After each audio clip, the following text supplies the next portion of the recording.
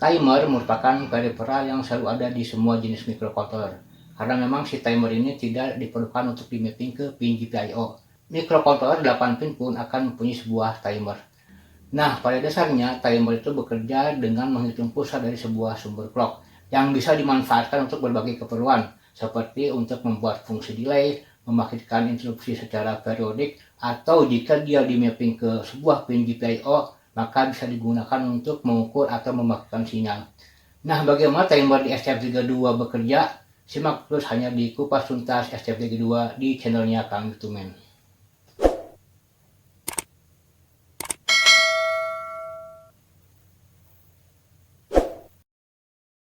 Timer bekerja dengan mencacah pulsa dari sebuah sumber clock. Pencacah pulsa atau counter ini bisa 8 bit, 16 bit atau 32 bit, dan bisa diatur sebagai pencacah naik maupun pencacah turun. Sebagai contoh pencacah naik 16 bit akan menghitung dari 0 sampai 65.535 atau 0 sampai FFFF dalam bilangan heksadesimal. Pada mode pencacah naik, saat cacahan mencapai nilai maksimumnya, sebagai contoh 65.535 di 16 bit, timer dikatakan mengalami overflow. Pada mode cacahan turun, timer dikatakan mengalami underflow saat cacahan mencapai nilai 0. Setiap kali timer mengalami overflow, maka cacahan akan kembali dimulai dari 0 dan naik sampai kembali mengalami overflow. Begitu juga saat timer mengalami underflow, cacahan akan kembali dari nilai maksimum dan terus turun sampai mengalami underflow kembali. Peristiwa overflow atau underflow inilah yang akan membangkitkan interupsi secara periodik. Periodik atau waktu interval interupsi ini ditentukan dengan frekuensi clock dan ukuran timer, 8, 16 atau 32 bit. Timer juga akan mempunyai praskalar atau pembagi. Praskalar ini akan membagi sinyal clock, sehingga frekuensi yang masuk ke timer akan menjadi lebih rendah. Nilai pembagi ini bisa bilangan bulat berapa saja. Nilai pembagi 0, artinya frekuensi dibagi 1. Selain itu, timer juga mempunyai auto reload. Dengan auto reload, maka timer tidak akan mengalami overflow di nilai maksimum, tetapi akan overflow di nilai auto reload. Sebagai contoh, jika auto reload berisi 2000, maka timer akan overflow saat cacahan mencapai 2000. Kemudian kembali mencacah dari 0. Dengan adanya praskalar dan auto reload ini, maka pengaturan timer menjadi semakin fleksibel. Timer bisa diatur untuk mengalami overflow dari mikrodetik sampai puluhan detik. Jika timer dihubungkan atau di-mapping ke pin GPIO, maka timer bisa mempunyai input atau output. Pin input timer bisa digunakan untuk mengukur sinyal, frekuensi dan siklus kerjanya. Ini berkat unit capture yang dimiliki oleh timer. Unit capture ini akan mengambil nilai cacahan setiap kali ada transisi, naik atau turun, di sinyal input. Nilai capture inilah yang bisa digunakan untuk menghitung frekuensi atau siklus kerja sebuah sinyal. Sementara, pin output timer bisa digunakan untuk mengeluarkan sinyal yang frekuensi dan siklus kerjanya bisa diatur berkat unit compare. Sinyal keluaran ini dinamakan dengan sinyal PWM, atau Pulse Width Modulation. PWM digunakan untuk mengendalikan motor listrik, lampu dimmer, inverter dan sebagainya. Fungsi pertama timer adalah sebagai sumber pewaktuan atau timing. Contohnya dalam fungsi delay. Dari contoh program pertama serial ini, fungsi delay ini sudah digunakan untuk mengatur kecepatan blink LED. Library HAL menggunakan timer bawaan Core ARM Cortex-M3, yaitu timer SysTick untuk pewaktuan yang digunakan dalam fungsi HAL delay.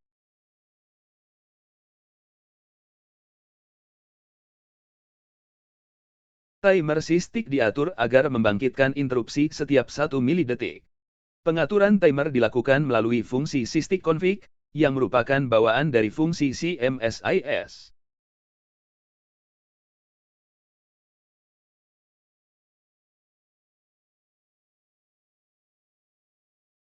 Apakah timer SysTick bisa digantikan oleh timer yang disediakan oleh STM32? Mari terus saksikan video ini.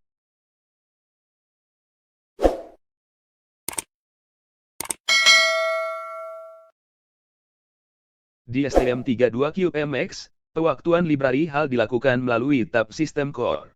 Pilih Sys, kemudian atur bagian Time Based Source. Dari tab Time Based Source, Terlihat pewaktuan bisa dipilih dari timer SysTick atau dari timer-timer yang disediakan oleh STM32. Di STM32F103 ini ada 4 timer yang tersedia, timer 1, timer 2, timer 3, dan timer 4.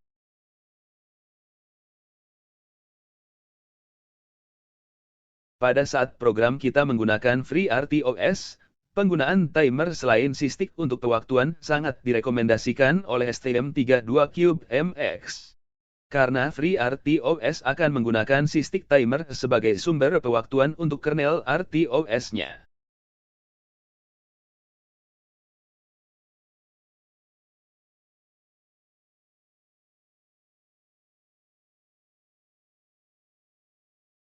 Mari kita coba ganti pengaturan sumber pewaktuannya dari timer SysTick ke timer 1.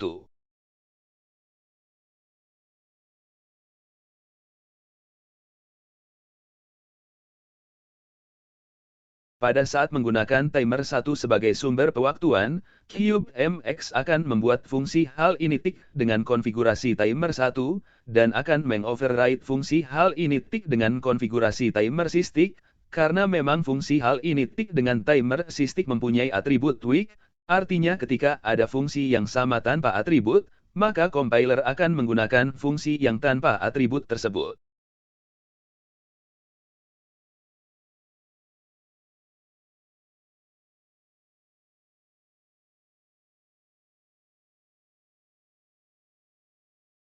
Timer 1 akan disetting sehingga akan membangkitkan interupsi setiap 1 milidetik. Di fungsi layanan interupsi timer 1 akan memanggil fungsi hal intik, yang sebelumnya dipanggil oleh interupsi timer SysTick.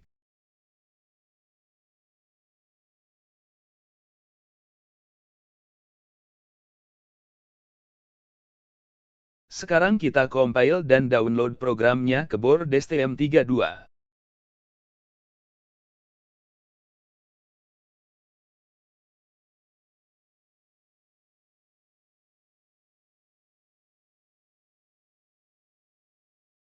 Dan program Blink dengan timer 1 sebagai sumber pewaktuan bekerja sesuai yang diharapkan.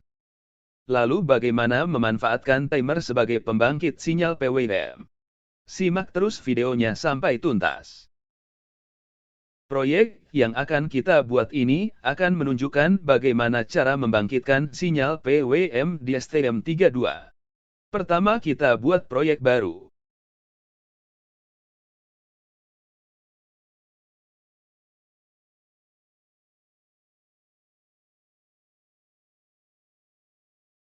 Seperti biasa, kita pilih tipe MCU yang akan dipakai, STM32F103CB.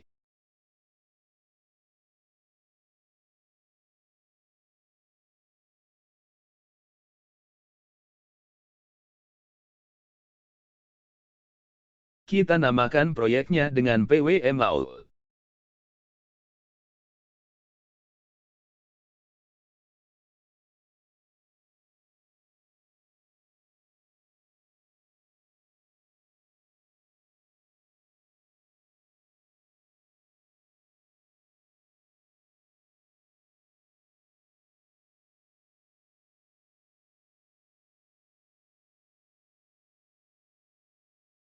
Osilator kita set ke osilator eksternal.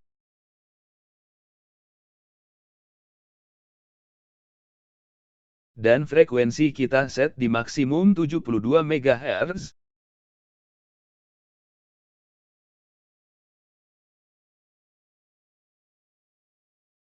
Untuk sumber pewaktuan, kita akan menggunakan selain timer SysTick, misal timer 2. Seperti telah dijelaskan, STM32F103 ini mempunyai 4 buah timer, timer 1 sampai timer 4. Syarat agar timer bisa digunakan untuk membangkitkan sinyal PWM adalah timer tersebut di mapping ke pin GPIO. Kita lihat timer 1 mempunyai 4 kanal, artinya timer ini di mapping ke 4 pin GPIO. Begitu juga dengan timer 3, sama-sama mempunyai 4 kanal. Dan timer 4 pun mempunyai 4 kanal. Demikian juga dengan timer 2. Jadi semua timer di STM32F103 bisa diprogram untuk membangkitkan sinyal PWM di semua pin yang di-mapping dengannya atau PWM out. Di board Blue Pill, telah dihubungkan sebuah LED ke pin PA8. Pin PA8 ini merupakan pin yang di-mapping ke timer 1, kanal 1. Mari kita set timer 1, kanal 1, sebagai pembangkit sinyal PWM. Pertama kita harus mengetahui sumber clock untuk timer 1. Kita bisa mengetahuinya dari datasheet STM32F103. Dari datasheet terlihat bahwa timer 1 terhubung dengan bus APB2 yang mempunyai clock sebesar 48 atau 72 MHz maksimal. Di konfigurasi clock STM Cube MX pun, bus APB2 ini diset di frekuensi maksimal, yaitu 72 MHz. Kita akan turunkan frekuensi clock ini menggunakan praskalar atau pembagi frekuensi. Kita akan atur agar clock yang masuk ke timer 1 sebesar 1 MHz. Agar menjadi 1 MHz, maka kita harus membaginya dengan 72, namun karena pembagi 1 itu sama dengan 0, maka praskalarnya menjadi 71.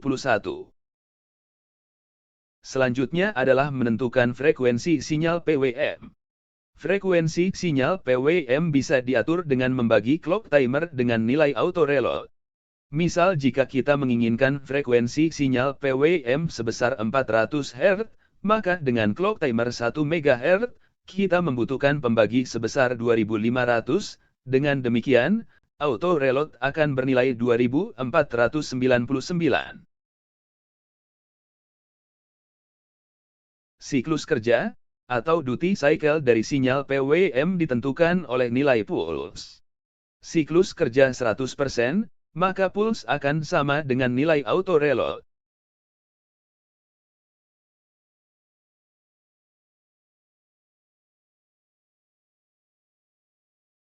Pertama, kita buat siklus kerja 50%. Maka pulse akan bernilai setengah dari nilai auto reload.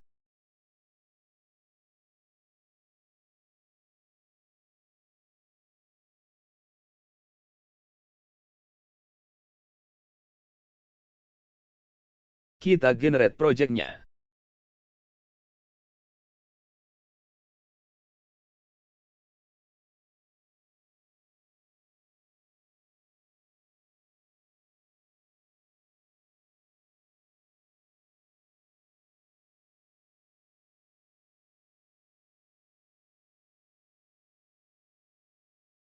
Hasil generate STM32 Cube hanya mengkonfigurasi timer sebagai PWM out, tetapi belum mengatur agar timernya langsung bekerja.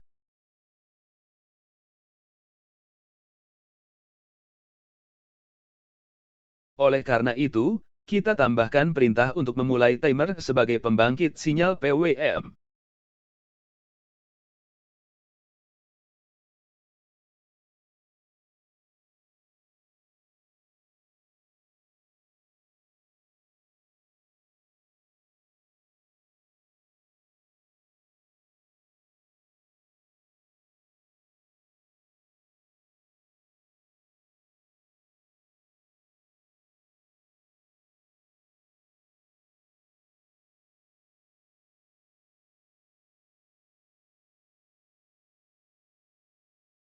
Kemudian kita compile programnya, dan download ke board STM32.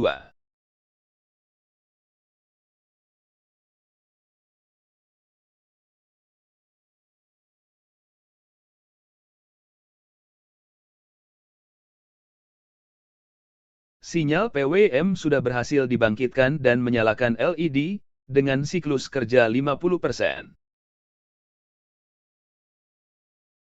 Sekarang, kita lihat sinyalnya melalui osiloskop.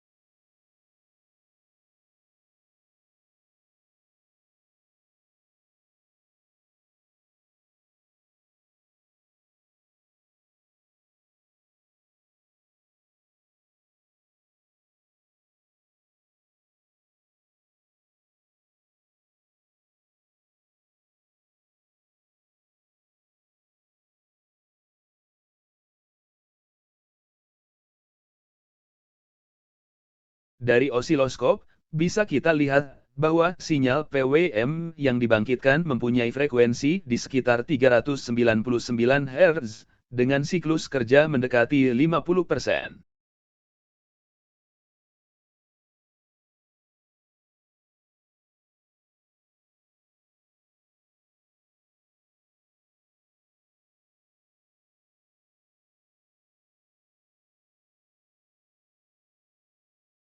Sekarang, kita akan membuat program agar siklus kerja sinyal PWM-nya bisa berubah-ubah, naik turun. Kita membutuhkan sebuah variabel untuk mengkonfigurasi PWM.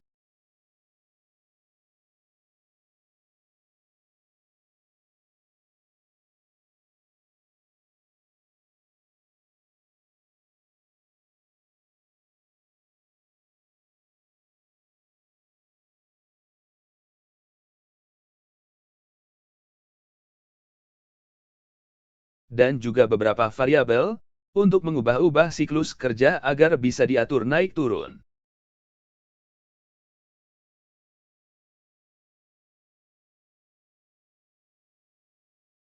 Variabel duty cycle untuk mengatur siklus kerja. Sedangkan variabel offset untuk mengatur nilai naik atau turunnya siklus kerja. Variabel offset bisa bernilai negatif saat siklus kerja turun.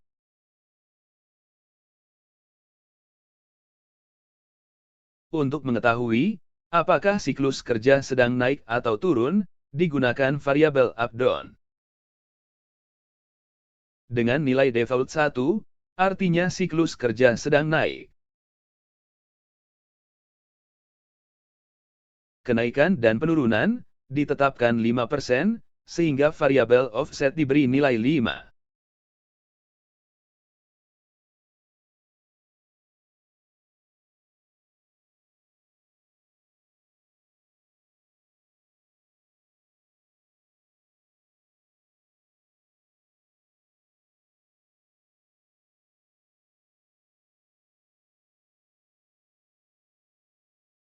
Pulse akan diisi dengan presentasi dari nilai auto reload.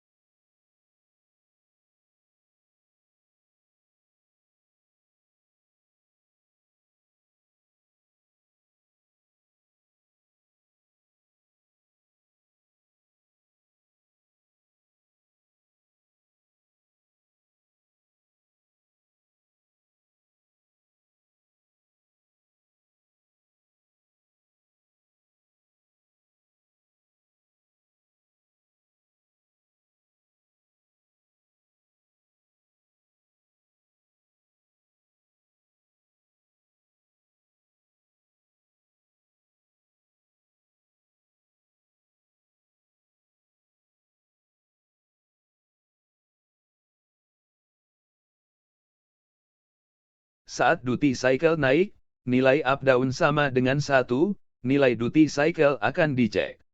Jika sudah mencapai 100, nilai offset akan diubah menjadi -5, dan up-down menjadi 0.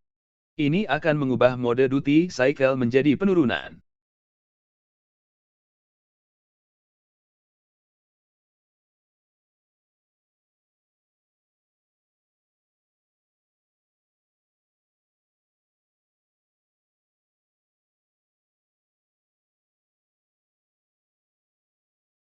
Sebaliknya, saat duty cycle turun, nilai duty cycle akan dicek. Jika telah mencapai 0, maka nilai offset akan diubah kembali menjadi +5, dan up-down menjadi 1. Sehingga duty cycle kembali ke mode naik.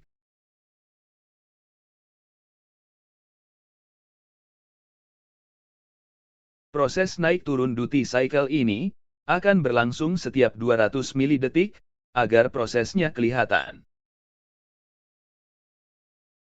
Compile dan download programnya.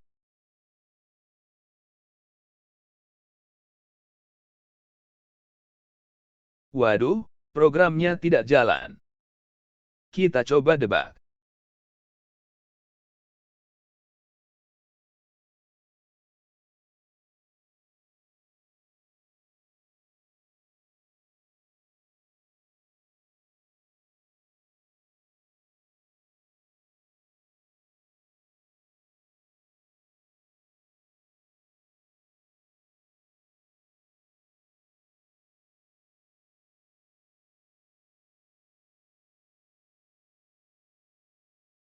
Terlihat bahwa, ketika perintah pwm start pertama, LED nyala.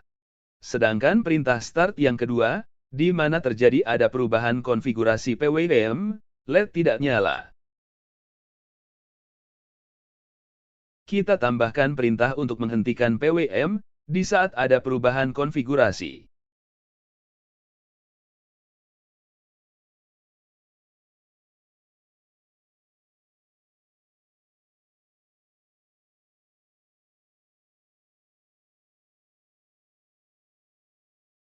Kita compile dan download lagi programnya.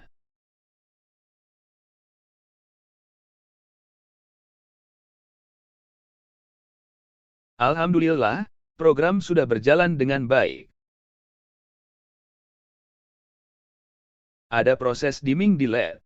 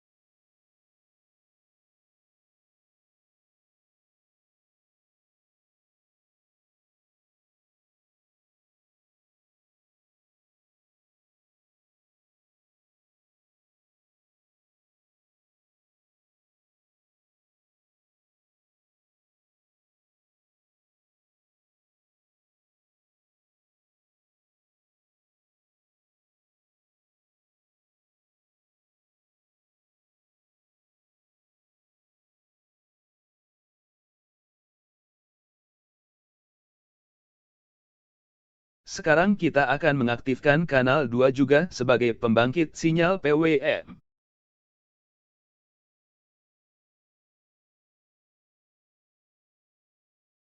Dengan timer yang sama, maka kita hanya bisa mengatur duty cycle, sedangkan frekuensinya akan sama, yaitu 400 Hz.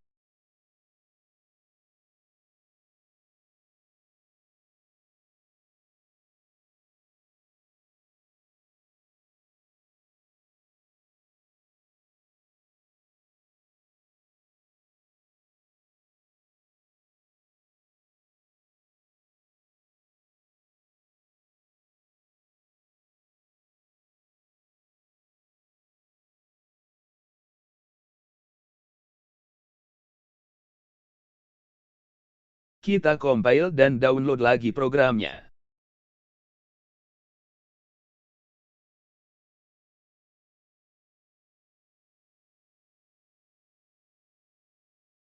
Untuk kanal 2, kita lihat sinyalnya di osiloskop.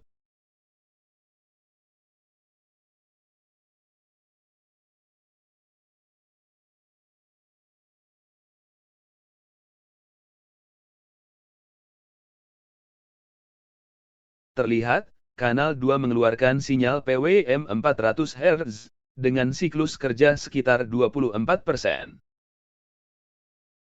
Lalu bagaimana kalau kita ingin membangkitkan dua sinyal PWM dengan frekuensi yang berbeda? Maka kita harus menggunakan timer yang berbeda.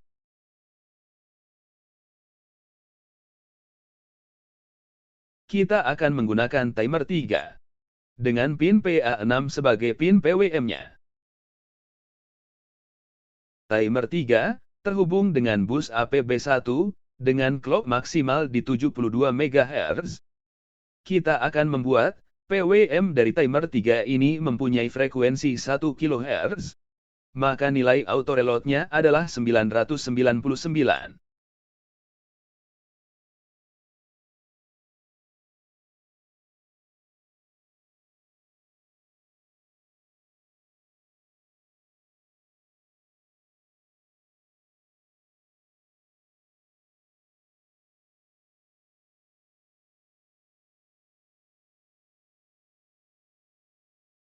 Kita compile dan download lagi programnya.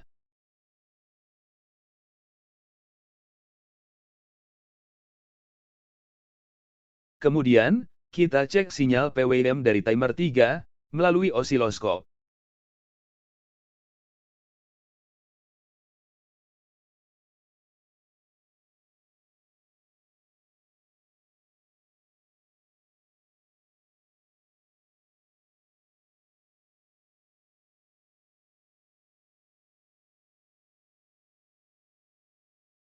Frekuensi PWM dari timer 3 terbaca sekitar 998 Hz.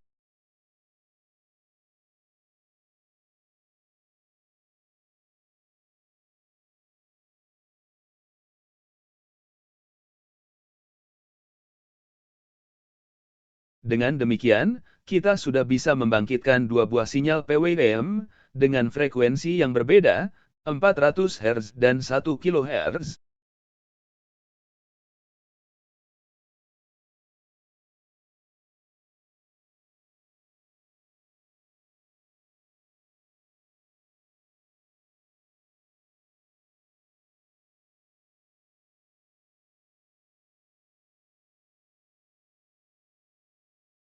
Sekarang mari, kita ubah-ubah duty cycle dari PWM timer 3, seperti halnya duty cycle PWM timer 1.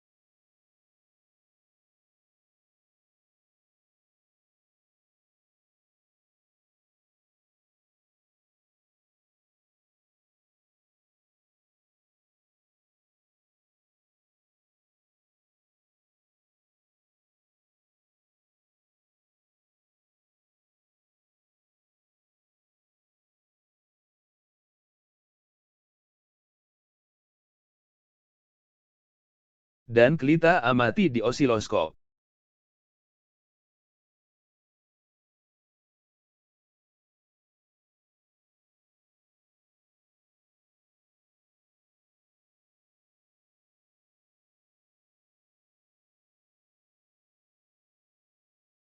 Demikianlah penjelasan singkat mengenai cara kerja timer dan aplikasinya untuk membangkitkan sinyal PWM.